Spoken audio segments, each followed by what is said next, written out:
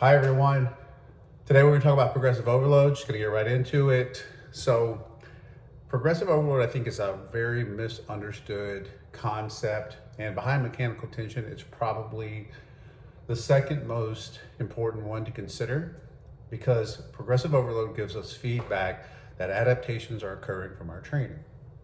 So what I mean by that is that if you can go from one session to the next session and see an increase in performance, that is essentially progressive overload, with all of the conditions being the same.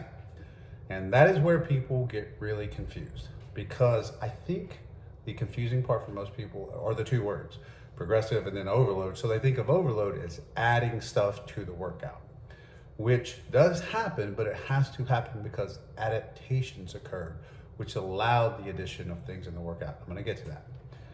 So let's talk about first what progressive overload properly defined is.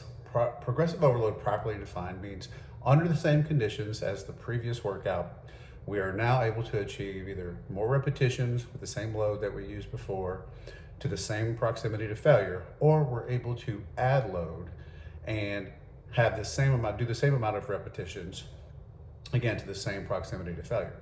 So just using practical, easy examples to follow to understand, if we did 315 in our last workout for 5 reps, now we're able to do 315 for 6 or even 7 reps, etc. In our last workout, we were able to do 315 for 5 reps, and now we can do 325 for 5 reps. That's also progressive overload. Those are two easy, simple ways of progressive overload.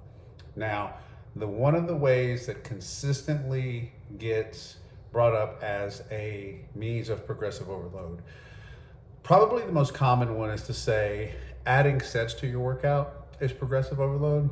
Adding sets to the workout is not progressive overload. Adding sets to what you're already doing is just progressing your volume load. So volume load is sets times reps times load, and that gives you a volume load. Sometimes you'll hear PhD guys or guys involved in the research or whatever try to use volume load as a metric for hypertrophy. It really isn't.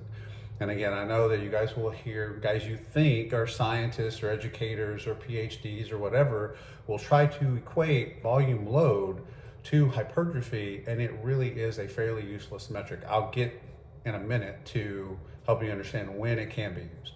But you cannot use volume load to create like a predictor of hypertrophy outcomes. You just can't, because you can do a multitude of things that will drastically increase volume load. Anytime you do higher reps, you can do higher reps very far away from failure and have a significantly higher volume load than, say, a heavy load of 4 to 5 reps to failure, or even a rep or two shy of failure, and you're going to have greater hypertrophy outcomes. So you can't really use volume load. There's too many, it adds too much complexity for you to be able to accurately judge. So what we generally use is we use sets to failure or sets to a close proximity to failure, 1 to 2 RAR. Those are better metrics to use. Now, that's the most common when said as a way to progressively overload your training. Again, that's not progressive overload, that's progressing your volume load. The other one that you'll hear sometimes is that you can do the load with better execution. This is also not progressive overload, because if you do 315 for 5 sloppy reps, you're not going to be able to do 315 for 5 strict reps. And if you did, you would be able to do much more than 315 for the 5 sloppy reps, which means that progressive overload did occur. But doing 315 for strict reps compared to 315 for sloppy reps is not how you can say, oh, well, I'm going to use that as a way of progressive overload. Because if you can only do 315 for 5 sloppy reps, you're not immediately going to be able to do 315 for strict reps. You'd have to back way off on load, and again, we have to have an increase in performance. So the really easy way to ask yourself, are there some adaptations that occurred that allowed me to do this? That's why the whole adding a set thing, there's no adaptations that you need to add a set to your training. All you need to do is spend more time in the gym. You can add sets as long as you want to. So that's not progressive overload. Another one is adding complexities like pauses, drop sets, like intensifiers, all that kind of stuff. Again, these all change what we were doing before. So again, progressive overload under the same conditions as the previous workout, we're now able to have higher degrees of performance, and that is a reflection of that adaptations have occurred. Now the adaptations can be neural, which usually means an improvement in rate coding, which is essentially a complicated way to say that as rate coding increases, the rate at which we can discharge action potentials from the brain increases, and that will increase performance. One of the other neural adaptations that we'll see happen is that once we get better at an exercise, there's a reduction in antagonist to activation, and then there's an increase in prime mover or agonist activation. So neural drive also increases. There's a multitude of neural adaptations that occur as we're learning a movement. So once those neural adaptations are kind of in place, then what we generally see is the progressive overload kind of plateaus off and then is much slower. And that is actually when most of the muscular adaptations are occurring. Not that there's not muscular adaptations occurring when the neural adaptations is occurring, there clearly is. But the rate then from then on out is going to be not much neural adaptations and then mostly muscular adaptations. So the second part that with that comes is that I think people often have unreasonable expectations about the rate of progressive overload that is occurring in their training. A lot of people think that if progressive overload didn't happen from workout one to workout two all the time, so in other words, every single workout there should be progressive overload. That's not very realistic, especially based on your training status. So when you first start training, you will probably see progressive overload occur very rapidly and from workout to workout. So workout 1, 2, 3, 4, 5, you will probably be able to lift more load for more reps every time.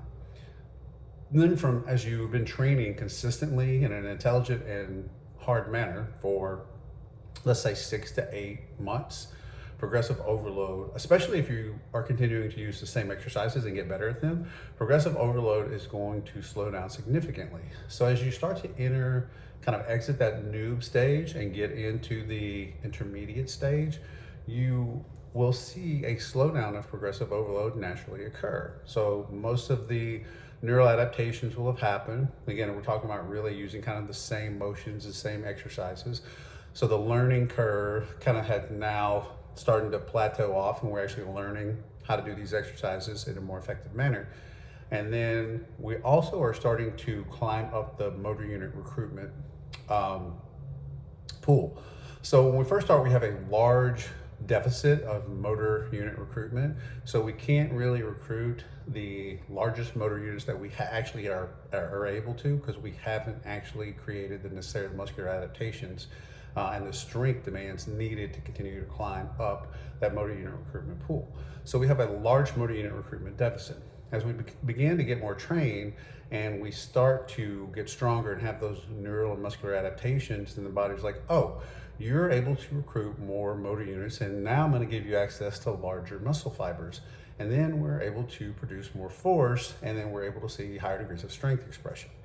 So as that happens, then what happens is we also began to see that plateau happen for progressive overload in session to session, because doing that is a much longer process and getting those muscular adaptations is much slower.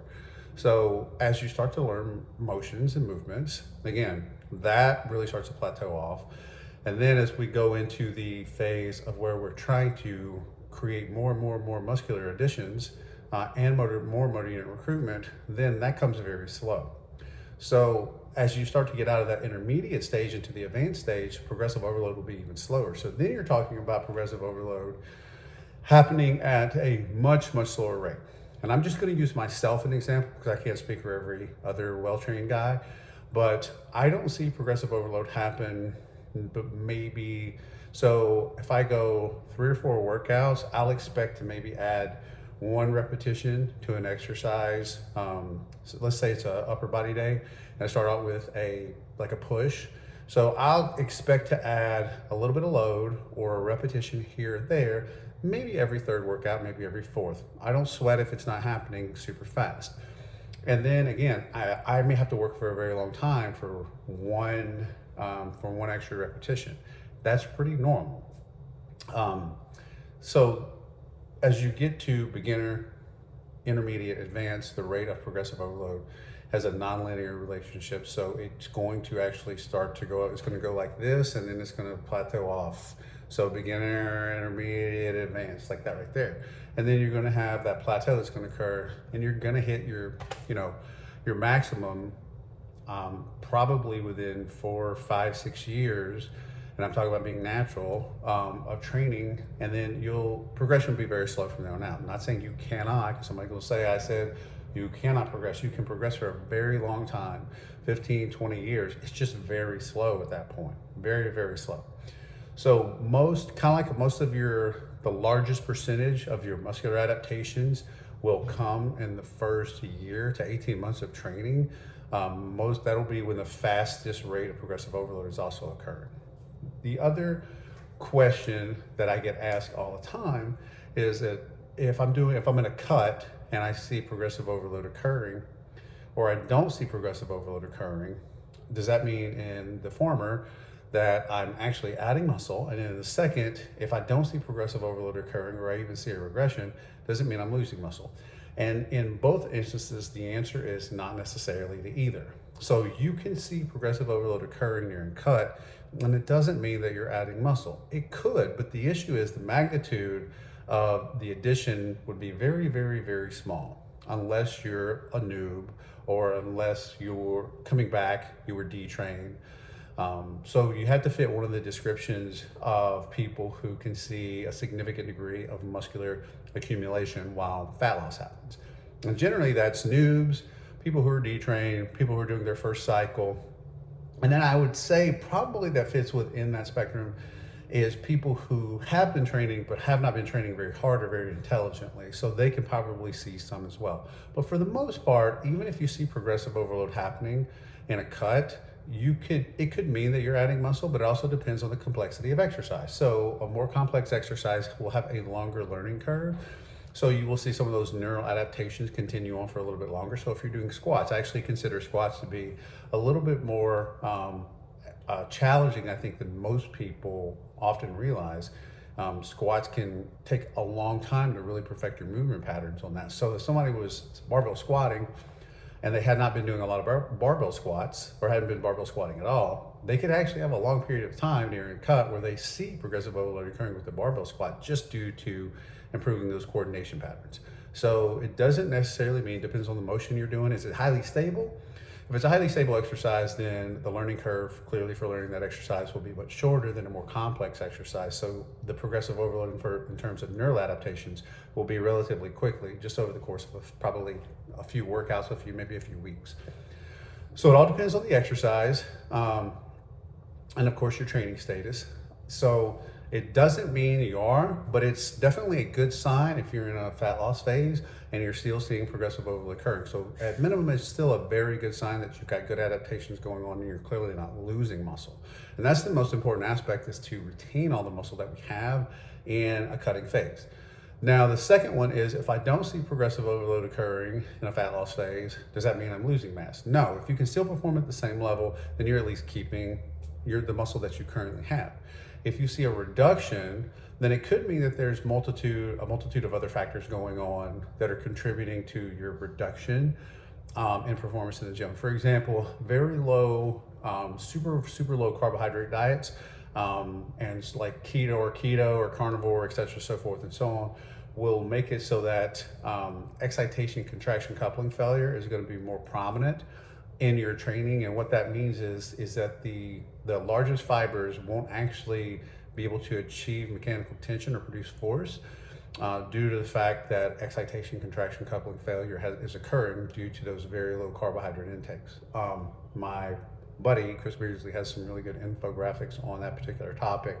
You guys should look that up. We also did a podcast with Joe Gu on that particular subject to go more in depth about the mechanisms, but that's also generally why in the keto research you don't see significant muscular addition happen, even when they have said the people doing keto were in a dietary or caloric surplus. So I don't get into the nutrition stuff that much anymore. I'm just saying if you see progressive overload going down or you're losing performance in a cut, it probably has, it could be your training, but a lot of times that has to do with the fact that if you're in a really deep cut, like let's say you're going into contest prep, that's pretty normal the last couple of weeks to see a potential reduction in training performance. But if you're just cutting down to 10%, you should absolutely not see a reduction in training performance. If you are just cutting to 10% or say even 8 or 9%, I don't think you should see any massive reduction in performance. If you do, that tells me that you're probably doing something very wrong, either with your training or your diet or both. So that's the best answer I can give for that. So that I think covers almost everything I can cover about progressive overload. Chris and I are actually going to do the next podcast on progressive overload topics, so we'll expound on this a bit more and talk about probably all of these same topics. So there's my 15 minutes of rambling. I hope you guys enjoyed it. Have a blessed day.